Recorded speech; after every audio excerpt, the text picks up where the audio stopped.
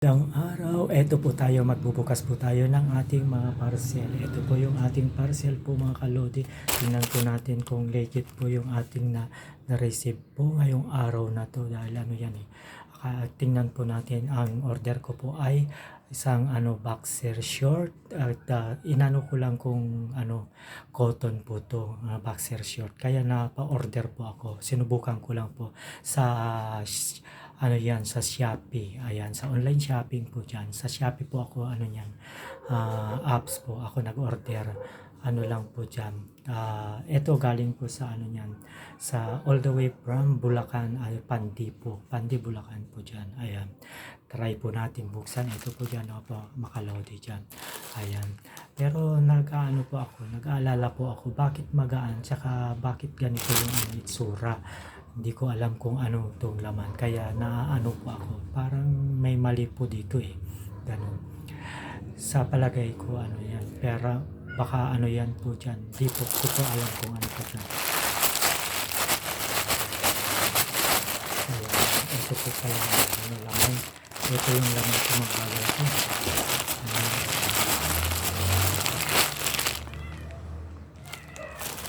Diba? Ano po ito? Plastic na nakalodi, plastic lang.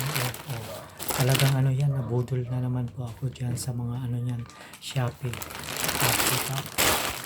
naman po ganito yung ba boxer short po ang ating ito po yung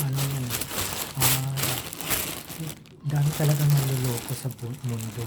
Ayan, dapat naman po dyan, sana naman po yan. Ito po para napakita ko po yung sa inyo yung address po ng siya. Kasi nasira yung sa akong phone, kaya yan, hindi po ako ngayon makapag po sa kanila ng niyan. Ito. Tingnan nyo po lang po dyan iano ko po lang po sa inyo. Ayan DB Mart, The Body Works, 192 Mapulang Lupa, Pandi, Bulacan 3014, North Luzon, Philippines. Mapulang Lupa, Pandi, Bulacan, North Luzon. Ayan po siya. Ayan po yan. Ayan po yung nag-ano po sa akin. Diba? Ayan po dyan. Kawawa naman po yung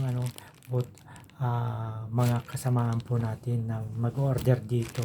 Sana naman hindi po kayo ganitong na nambubudol po sa mga kasamahan na kapwa po nating mahirap naman po pera binibigay lang po, parang binibigay lang po ng walang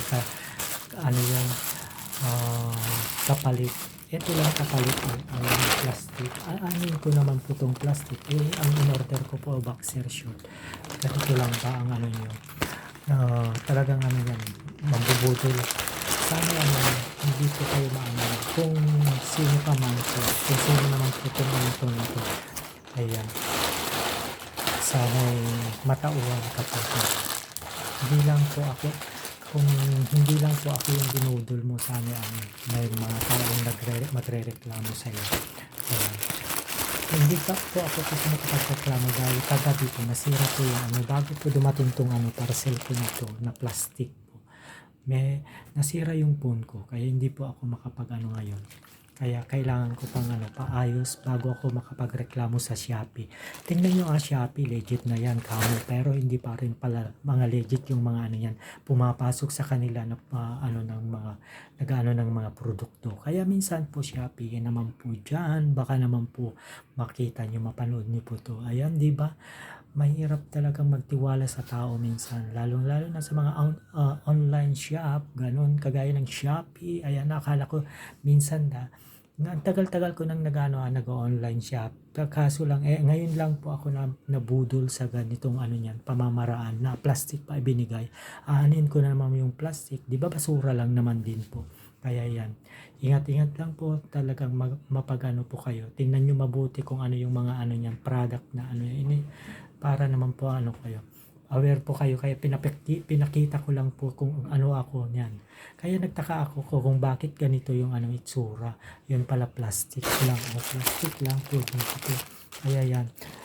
Ayan, sana ano niya may natutunan po kayo sa akin na ano yan sa pag online shopping. Thank you for watching. Bye bye for now. God bless us all. Bye.